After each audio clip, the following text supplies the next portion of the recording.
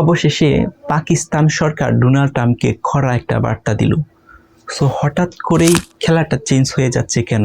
কারণ আমরা তো দেখে আসতেছিলাম ইরান যুক্তরাষ্ট্রের যে যুদ্ধটা হচ্ছে সেখানে পাকিস্তান কিন্তু একটা নিরপেক্ষ কান্ট্রি ছিল, অর্থাৎ পাকিস্তান কিন্তু ইরানেও পক্ষে নেয় নাই, আবার ডোনাল্ড ট্রাম্প অর্থাৎ যুক্তরাষ্ট্র পক্ষে নেয় নাই। সো এখন হঠাৎ করেই কেন ইরানকে বাদ দিয়ে যুক্তরাষ্ট্রকে কড়া বার্তা দিল ইসলামাবাদ অর্থাৎ পাকিস্তান সরকার? সো পাকিস্তান সরকার অর্থাৎ এই যুদ্ধটা যে আছে এই যুদ্ধটাকে একটা সমতায় আসার জন্য বা সমতায় আনার জন্য কিন্তু পাকিস্তান গভর্নমেন্ট অনেকভাবে চেষ্টা করছে। ইভেন পাকিস্তানের ইসলামাবাদ শহরে কিন্তু একটা কঠোর নিরাপত্তা চাদর দিয়ে ডেকে একটা উদ্যোগ নিছিল ইরান এবং যুক্তরাষ্ট্রের একটা আলোচনা বৈঠক হয়েছিল। সেখান থেকে প্রায় 21 ঘন্টা আলোচনা হওয়ার পরও কিন্তু কোনো সিদ্ধান্ত আসে নাই। এমন অবস্থায় যেহেতু সিদ্ধান্ত আসে নাই, এখন কিন্তু ওই বৈঠকের পর থেকে আবারও কথাবার্তা তো চলতেছিল যে ওয়াশিংটন অর্থাৎ যুক্তরাষ্ট্র এবং তেহরান অর্থাৎ ইরান তারা আবার আলোচনায় বসবো, কিন্তু এভাবে কথাবার্তায় চলতেছে। এখন পর্যন্ত রাইট নাও কোনো আলোচনায় কিন্তু তারা বসে নাই। এমন অবস্থায় এই সিচুয়েশনে এসে পাকিস্তান থেকে অর্থাৎ হোয়াইট হাউসে একটা বার্তা বা একটা চিঠি পাঠানো হয়েছে পাকিস্তান সরকার থেকে অর্থাৎ ইসলামাবাদ থেকে। বলা হয়েছে ডোনাল্ড ট্রাম্পের যে এই যে উস্কানিমূলক কথাবার্তাগুলো আছে সেগুলো আর যাতে না বলতো এটার পরামর্শ দিছে।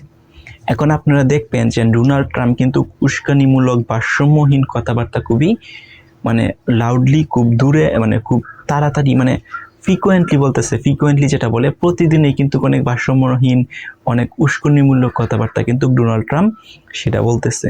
সো এই যে ডোনাল্ড ট্রাম্প এরকম ভারসাম্যহীন কথাগুলো বলতেছে, এটা যেন পাকিস্তান সরকার নোটিশ করছে।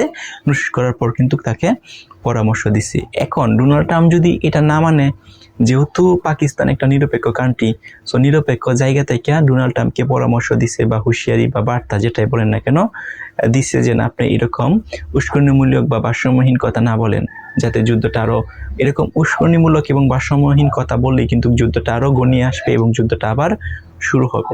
সো সেই পরামর্শটাই দিছে। এখন যদি ডোনাল্ড ট্রাম্প এভাবে বলতে থাকে তাহলে একটা সময় দেখবেন পাকিস্তানে কিন্তু যুক্তরাষ্ট্রের বিপক্ষে নিয়ে অবস্থান নিবে। সো যুক্তরাষ্ট্রের বিপক্ষে যে যদি অবস্থান নেয় তাহলে কিন্তু সেটা কিন্তু যুক্তরাষ্ট্রের জন্য পজিটিভ না, নেগেটিভ দিক হয়ে যাবে। এখন ডোনাল্ড ট্রাম্প যেন এরকম উস্কানিমূলক কথা বলতেছে, এটা কিন্তু পাকিস্তান সরকার যে নোটিশ করছে বিষয়টা এরকম না। বিভিন্ন দেশেই কিন্তু এই যে তার কথাগুলো সেগুলো কিন্তু নোটিশ করতেছে। যেমন ধরেন তুরস্ক সরকারও কিন্তু এটা নোটিশ করছে এবং তুরস্ক সরকারও কিন্তু বারবার যুক্তরাষ্ট্রকে হুঁশিয়ার দিয়ে আসতেছে। এরকম আরো অনেক কান্ট্রি আছে যারা এই বিষয়গুলো নোটিশ করতেছে এবং ডোনাল্ড ট্রাম্পকে সতর্ক করতেছে। এখন ডোনাল্ড ট্রাম্প যেন এই যে উস্কানিমূলক এরকম যেন ভারসাম্যহীন কথা বলতেছে, কিসের জোর নিয়া? উনি কি আরো অন্য কোনো কান্ট্রির গভর্নমেন্ট ওনার সাথে আছে কিনা বা অন্য কোনো শক্তির ওনার সাথে আসে কিনা, এটার জন্যই কি উনি এভাবে বুক ফুলিয়ে তাদের যেন উস্কানিমূলক কথা, ভারসাম্যহীন কথা বলতেছে? এরকম কোনো কিছু হয়েছে কি যে অন্য কোনো দেশ তাকে সাপোর্ট দিতেছে?